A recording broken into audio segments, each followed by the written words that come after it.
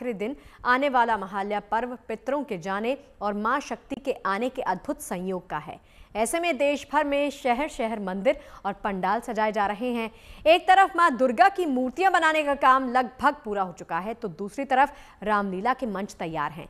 कहीं गरबे की तैयारी है, कहीं शुभ मुहूर्त में शॉपिंग की बारी है। यानी देश भर में पास आते त्योहारों का उल्लास बिखरने लगा है। इसी उल्लास के बीच में सबसे पहले बात करेंगे महालया पर्व की। आखिर क्यों खास है महालया और क्या है इसकी महिमा, चलिए जानते हैं।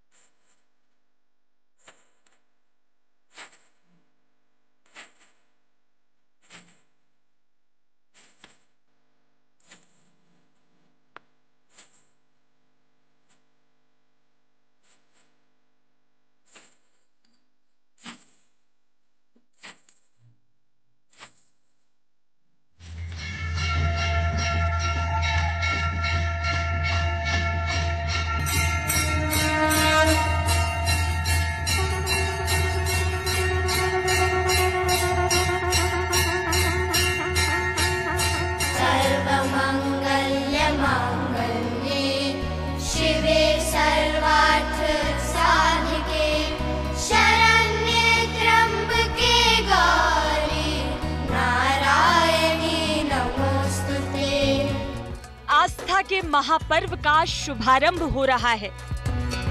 21 सितंबर को महालया और अगले दिन से 9 दिनों तक चलने वाले शक्ति उत्सव की शुभ शुरुआत हो रही है। सर्वपितृ अमावस्या को महालया अमावस्या भी कहते हैं, क्योंकि यही वो शुभ दिन है जब पितरों के गमन और मां भवानी के धरा पर आगमन का शुभ संयोग बनता है।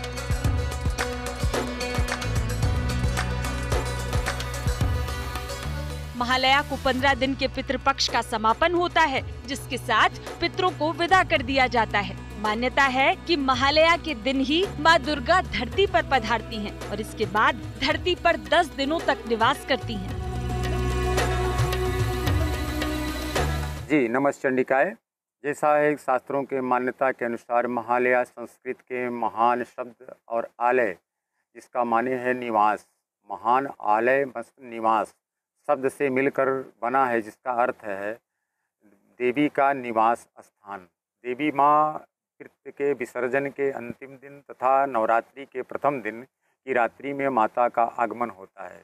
जैसा शास्त्रों के अनुसार इस वर्ष का नवरात्रि शारदीय नवरात्रि 10 दिन का है। चतुर्थी तिथि की वृद्धि होने के कारण यह नवरात्र अति पवित्र और पावन 10 दिन का बना हुआ है।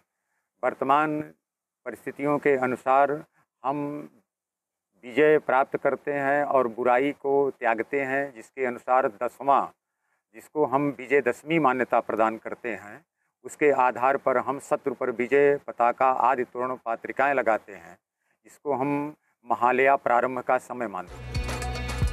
अगर देखा जाए तो हिंदू धर्म में सर्वपितृ अमावस्या यानी महालया को पितृपक्ष का अंतिम और सबसे महत्वपूर्ण दिन माना जाता है। ये अमावस्या उन पितरों या पूर्वजों को समर्पित होती है जिनका श्राद्ध किसी कारणवश पहले न हो पाया हो। अमावस्या के दिन गंगा घाट पर पूर्वजों की आत्मा की शांति और मुक्ति के लिए तर्पण, पिंडदान और दूसरे धार्मिक अनुष्ठान किए जाते हैं। सुबह से लोग पवित्र नदियों के तट पर पहुंचते हैं और दान पुण्य करते हैं, तो वहीं शहर शहर मां जगदम्बा का दरबार सजने की शुरुआत भी हो जाती है। उत्तर से लेकर दक्षिण, पूरब से लेकर पश्चिम तक देवी की आराधना की तैयारी होने लगती है। माँ दुर्गा की भक्ति के साथ ही मर्यादा पुरुषोत्तम श्री राम की शक्ति को मनाने के पर्व की तैयारियां भी महालया को अंतिम चरण में होती हैं। अयोध्या से लेकर दिल्ली तक रामलीला के मंच सज जाते हैं। इस बार भी ये सारी तैयारियां जोर शोर से हो रही हैं।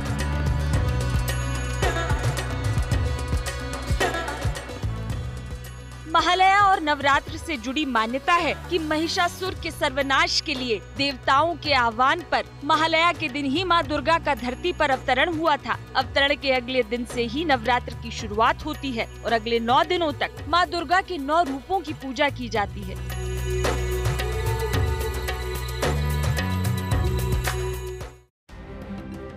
महिषासुर मर्दिनी की कथा मुख्य रूप से देवी भागवत पुराण, मार्कंडेय पुराण और दुर्गा सप्तशती में मिलती है। इन ग्रंथों में असुर महिषासुर के जन्म, उसकी शक्ति और देवी दुर्गा द्वारा उसके वध की कथा का वर्णन विस्तार से किया गया है। पुराणों में वर्णित महिषासुर की कथा बताती है कि महिषासुर दानव ने कठिन तपस्या करके ब्रह्मा से अमर होने का वरदान प्राप्त किया था। इस वरदान के चलते देवता, राक्षस या मनुष्य उसका वध नहीं कर सकते थे। इसके बाद वरदान पाकर अहंकारी हुए महिषासुर के अत्याचार बेहिसाब बढ़ गए। तब महिषासुर के अत्याचारों से त्रस्त होकर देवताओं ने त्रिदेव से प्रार्थना की। इसके बाद सभी देवताओं ने अपनी शक्तियों को मिला दिया। कथा में वर्णन मिलता है कि देवों की महाशक्तियों के इस मेल से आदि शक्ति पराम्बा भगवती दुर्गा प्रकट हुई। तमाम देवताओं के अस्त्र शस्त्र धारण करके देवी दुर्गा ने महिषासुर से युद्ध किया और 9 दिन के भीषण संग्राम के बाद 10वें दिन उसका वध कर दिया।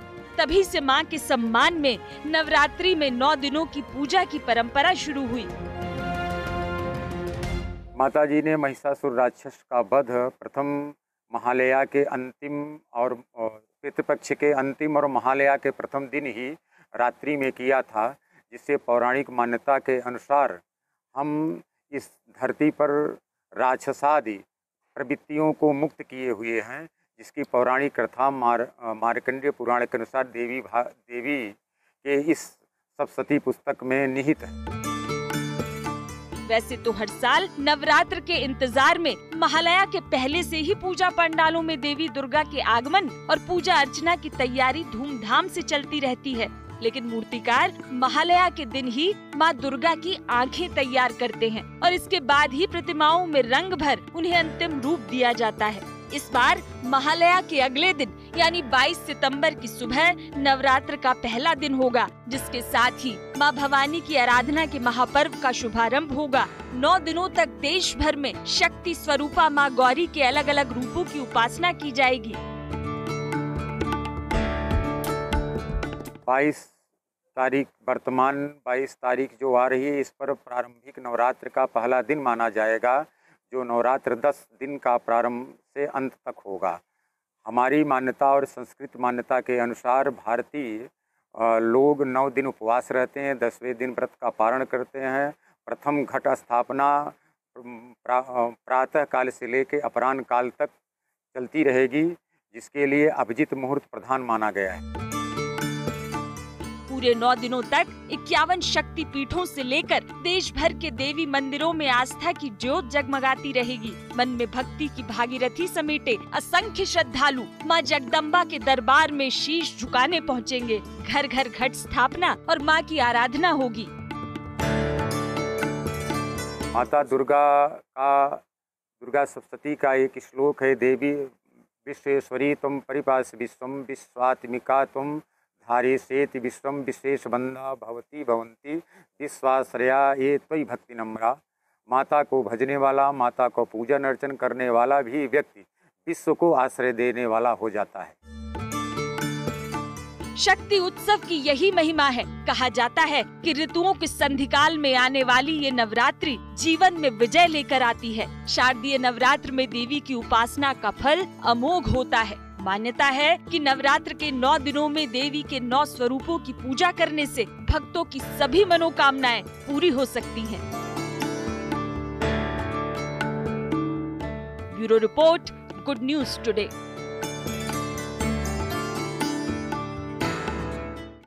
तो माँ आ रही हैं, बस 2 दिन का इंतजार और नवरात्र की शुभ शुरुआत हो जाएगी। लेकिन क्या आपको मालूम है कि नवरात्र का पर्व जीवन में शुभ के साथ साथ लाभ भी लेकर आता है? स्वास्थ्य का लाभ कैसे, ये हम आपको बताते हैं और दिखाते हैं। देखिए, नवरात्र एक साल में कुल 4 बार आती है। पहली चैत्र मास में, दूसरी आषाढ़ में, तीसरी आश्विन में और चौथी माघ मास में। आषाढ़ और माघ महीने में आने वाली नवरात्र को गुप्त नवरात्र कहते हैं। इन महीनों में देवी की 10 महाविद्याओं के लिए गुप्त साधनाएं की जाती हैं। ये तंत्र मंत्र से जुड़े हुए लोगों के लिए खास होती हैं। चैत्र और आश्विन महीने की नवरात्र सामान्य होती है। इस नवरात्र में देवी की सरल तरीकों से पूजा होती है। शारदीय नवरात्र आश्विन महीने में आती है, जिसकी शुरुआत 22 सितंबर से होने जा रही है। खास बात यह है कि चारों बार 2 ऋतुओं के संधिकाल में देवी पूजा का ये पर्व मनाया जाता है। एक ऋतु के जाने का और दूसरी ऋतु के आने के वक्त को ऋतुओं का संधिकाल कहते हैं। आपको बता दें कि ऋतुओं के संधि काल में किए गए व्रत उपवास से धर्म लाभ के साथ अच्छी सेहत भी मिलती है। इसी वजह से नवरात्र के व्रत उपवास से धर्म लाभ के साथ स्वास्थ्य लाभ मिलते हैं। आयुर्वेद में रोगों को ठीक करने की विधियों में एक विधि होती है लंघन। लंघन विधि में रोगी को व्रत करने की सलाह दी जाती है। व्रत करने से पाचन तंत्र को आराम मिलता है। दरअसल इस दौरान शरीर ऊर्जा के लिए शरीर में ही मौजूद ऐसे खाने का उपयोग करता है जो पच नहीं पाता। जब पाचन ठीक होता है तो कई रोग दूर हो जाते हैं। यानी नवरात्र में स्वास्थ्य का वरदान भी मिल सकता है। और देखिए, अगर आप भी नवरात्र में व्रत करने वाले हैं तो इसके लिए आपको अपने शरीर को तैयार कैसे करना है वो जानते हैं एक्सपर्ट से।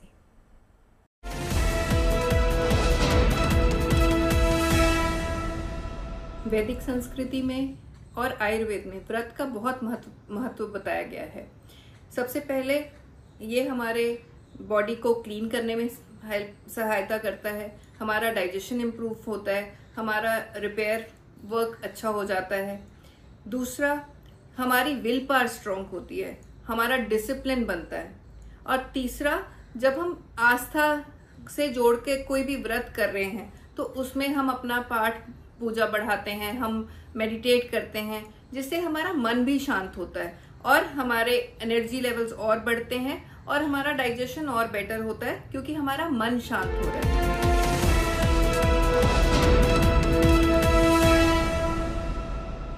अगर हम 9 दिन व्रत करना चाह रहे हैं तो इसके लिए बहुत ज्यादा चेंजेस नहीं, बट 1-2 दिन पहले से ही आप कोशिश करें कि आप अपने रूटीन में पानी का इंटेक बढ़ाएं, फल बढ़ा लें, सब्जी सलाद इसका इंटेक बढ़ा लें।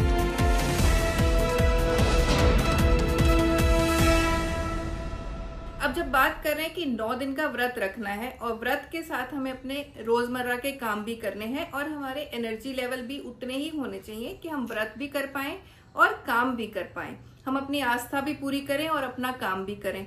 इसके लिए कोशिश करें कि अपने दिन की शुरुआत आप नारियल पानी या नींबू पानी से कर सकते हैं। नाश्ते में फल ले सकते हैं, नट्स ले सकते हैं। मिड मॉर्निंग में आप फल और दही ले सकते हैं। लंच में आप कुट्टू के आटे की रोटी या सिंघाड़े के आटे की रोटी या राजगिरे के आटे की रोटी या साबूदाना की खिचड़ी, सब्जी, सलाद, दही ले सकते हैं। शाम को आप मखाना, मूंगफली इसका एक स्नैक ले सकते हैं और रात में अगर जरूरत हो तो सब्जी सलाद ले सकते हैं, नहीं तो फल ले सकते हैं।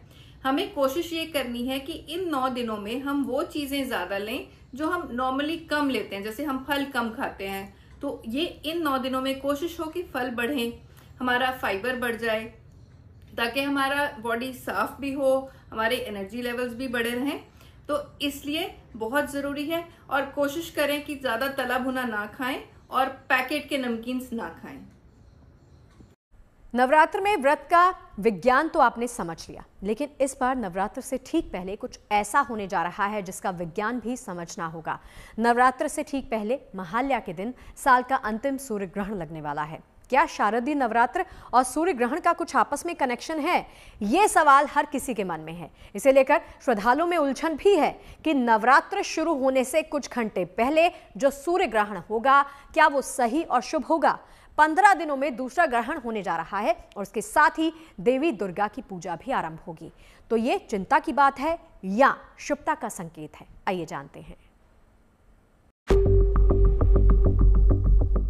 होने वाली है अद्भुत घटना। लगने वाला है साल का अंतिम सूर्य ग्रहण। जब आधी दुनिया में हो जाएगा अंधेरा, तब भारत में उदय होगा भाग्य का सवेरा।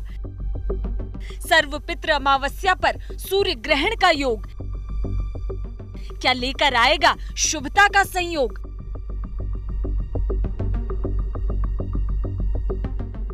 सूर्य सारी दुनिया की ऊर्जा का स्रोत है। ऐसे में सूर्य पर लगने वाले ग्रहण का जितना असर दूसरे ग्रहों पर होता है, उतना ही इसका प्रभाव धरती और मनुष्यों पर पड़ता है। किसी के लिए ग्रहण अच्छे प्रभाव छोड़ता है तो किसी के लिए ये आफत का सबब बन जाता है। संयोग की बात तो ये है कि साल का आखिरी सूर्य ग्रहण पितृपक्ष के अंतिम दिन यानी सर्वपित्र अमावस्या को लग रहा है। सबसे पहले जान लीजिए कि सूर्य ग्रहण का समय क्या रहने वाला है। सूर्य ग्रहण 21 सितंबर को भारतीय समय के अनुसार रात 10:59 पर लगेगा। रात 1:11 पर ये अपने चरम पर होगा। सूर्य ग्रहण का समापन 22 सितंबर को तड़के 3:23 पर होगा। इस दौरान गर्भवती महिलाओं, बच्चों और बुजुर्गों को विशेष सावधानी बरतने की सलाह दी जाती है। साल का ये अंतिम सूर्य ग्रहण हालांकि भारत में दिखाई नहीं देगा। इस वजह से देश में इसका सूतक काल भी मान्य नहीं होगा। ऐसे में आप इस सूर्य ग्रहण के प्रभाव से दूर रहेंगे और इसीलिए सूर्य ग्रहण के सूतक काल के नियम भी लागू नहीं होंगे। देखिए, इस बार जो सूर्य ग्रहण है वो आंशिक सूर्य ग्रहण है। 21 सितंबर की रात को लगभग 10:59 पर आरंभ होगा और रात में 12 बजे के बाद जब 22 सितंबर लग जाएगी तो लगभग 3:23-24 पर समाप्त होगा। ये सूर्य ग्रहण भारत में दृश्य नहीं होगा, भारत में दिखाई नहीं देगा, इसलिए किसी तरह के सूतक के नियम लागू नहीं होंगे। किसी सावधानी का पालन करने की जरूरत नहीं है। सिर्फ आप इतना कर सकते हैं कि जिस समय में सूर्य ग्रहण रहेगा उस समय में सूर्य देव के मंत्र जप करके, गुरु मंत्र का जप करके आप उसका लाभ उठा सकते हैं। लेकिन सूर्य ग्रहण भारत में दृश्य नहीं है, इसलिए किसी तरह के सावधानी और किसी तरह के नियम के पालन की आवश्यकता नहीं। दरअसल सनातन धर्म में सूर्य ग्रहण सिर्फ एक खगोलीय घटना भर नहीं है, बल्कि इसका अपना धार्मिक और पौराणिक महत्व भी है। सनातन धर्म के पौराणिक इतिहास में वर्णित कई महत्वपूर्ण और युगांतकारी परिवर्तन लाने वाली घटनाएं सूर्य ग्रहण के दिन ही घटित हुई थी। पुराणों के अनुसार पहला सूर्य ग्रहण तब हुआ था जब समुद्र मंथन था। इसी तरह रामायण के अरण्य कांड में भी सूर्य ग्रहण का उल्लेख मिलता है। कहा जाता है कि जिस दिन भगवान राम ने खर दूषण का वध किया था उस दिन सूर्य ग्रहण था। इसी तरह महाभारत काल में जिस दिन पांडव जुए में हारे थे उस दिन भी सूर्य ग्रहण था। तो वहीं महाभारत युद्ध के 14वें दिन सूर्य ग्रहण था, जिस वक्त अर्जुन ने जयद्रथ का वध किया था। इसी तरह कृष्ण की नगरी द्वारका जिस दिन डूबी थी उस रोज भी सूर्य ग्रहण था। यानी जब जब दुनिया में कोई बड़ी घटना हुई तो सूर्य ग्रहण से उसका कनेक्शन रहा है। लेकिन विज्ञान की नजर में ये एक खगोलीय घटना है, तो वहीं ज्योतिष शास्त्र इसे अलग नजरिए से देखता है। ज्योतिष शास्त्र के हिसाब से सर्वपित्र अमावस्या पर लगने जा रहा सूर्य ग्रहण अपने साथ कई ज्योतिष संयोग लेकर आ रहा है। साल का अंतिम सूर्य ग्रहण कन्या राशि में लगेगा। सूर्य ग्रहण उत्तरा फाल्गुनी नक्षत्र में लग रहा है। सूर्य, चंद्रमा और बुध इस दौरान कन्या राशि में रहेंगे। यह अनोखा योग 100 साल बाद बन रहा है। बुध की राशि और गुरु के नक्षत्र में ग्रहण लग रहा है। शनि और सूर्य का समसप्तक योग भी इस दौरान बन रहा है। बताया जा रहा है कि समसप्तक योग 30 साल बाद बनने जा रहा है। यानी इस दौरान दोनों ग्रह एक दूसरे पर सप्तम दृष्टि डालेंगे। ज्योतिष शास्त्र में सूर्य और शनि के अच्छे संबंध नहीं बताए गए हैं। बता दें, सूर्य ग्रहण के अगले दिन से नवरात्र का शुभारंभ होने जा रहा है। यानी देखा जाए तो जब सूर्य ग्रहण का असर होगा तब माँ दुर्गा की पूजा भी प्रारंभ होगी। ऐसे में लोगों के मन में यह शंका भी है कि कहीं इससे देवी की पूजा आराधना तो प्रभावित नहीं होगी। किस तारीख को सूर्य ग्रहण की स्थिति बन रही है, परंतु यह सूर्य ग्रहण भारत में दृश्य नहीं है। भारत में दृश्य नहीं होने के कारण धार्मिक दृष्टिकोण से और ज्योतिषी दृष्टिकोण से कोई भी महत्व नहीं है, महत्वहीन है। उसका मूल कारण एक और है कि सूर्य कन्या राशि में गोचर आरंभ कर चुके हैं 17 तारीख के बाद से ही। ऐसे में भारत भूमि पर बहुत नकारात्मक प्रभाव दिखाई नहीं दे रहा है, यानी शुभ स्थिति बनी हुई है। इसका चंद्र ग्रहण या सूर्य ग्रहण से कोई मतलब नहीं है, कोई अर्थ नहीं है, कोई जुड़ाव नहीं है, अलग अलग स्थितियां। दरअसल मान्यता है कि सूतक काल वहीं प्रभावी होता है जहां ग्रहण दिखाई देता है। भारत में ग्रहण दिखेगा नहीं तो पूजा पाठ और दूसरे धार्मिक कार्यों पर कोई पाबंदी नहीं होगी।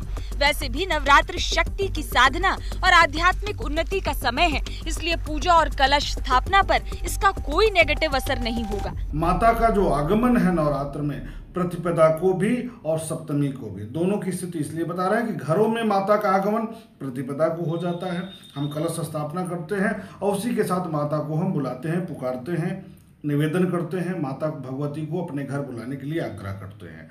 लेकिन पूजा पंडालों में सप्तमी तिथि को माता का नेत्र खुलता है और स्थापना किया जाता है। ऐसा माना जाता है कि पूजा पंडालों में माता का आगमन सप्तमी तिथि को हो रही है। सप्तमी तिथि भी सोमवार को पड़ेगी। इस तरीके से माता का आगमन इस साल बहुत ही स्वागत योग्य है, शुभ कारक है, पुण्यदायक है, विशेष फलदायक है। तो इस साल माँ का आगमन ग्रहों की स्थिति के आधार पर भी देखा जाए तो अत्यंत शुभ कारक बना हुआ है, क्योंकि बृहस्पति उच्चाभिलाषी स्थिति में है। सूर्य बुध के साथ यह रहेगा तो बुधादित्य नामक राजयोग बन रहा है। बुध स्वराशि में है तो ऐसे में भद्र नामक पंच महापुरुष योग का भी निर्माण हो जाएगा। तो इस तरीके से आप देखेंगे तो नवरात्र में ग्रहों की स्थितियां भी बहुत अच्छी बनेंगी और माता का आगमन भी बहुत शुभ कारक होगा। तो यह नवरात्र अपने आप में श्रेष्ठ है, शुभ है। बता दें कि ज्योतिष शास्त्र के मुताबिक किसी भी कुंडली में सूर्य सबसे प्रमुख स्थान रखता है। सूर्य यश, कीर्ति और वैभव का ग्रह माना जाता है। इससे इतना तो साफ है कि सूर्य को ग्रहण लगेगा तो हर कुंडली पर इसका प्रभाव भी होगा। लेकिन महालया अमावस्या पर लग रहे इस ग्रहण से घट स्थापना और देवी की आराधना पर कोई नकारात्मक प्रभाव नहीं पड़ेगा। Bureau report, good news today. तो ज्योतिषाचार्य यही कह रहे हैं कि शक्ति उपासना में इस ग्रहण से कोई बाधा नहीं। तो आप भी निश्चिंत होकर मां की आराधना की तैयारी में जुट जाइए। इस समय यूं तो देश भर में नवरात्र की तैयारियां चल रही हैं। बंगाल और राजस्थान से लेकर उत्तर प्रदेश तक शहर शहर मां दुर्गा की प्रतिमाओं को सजाने और संवारने का काम जोर शोर से चल रहा है।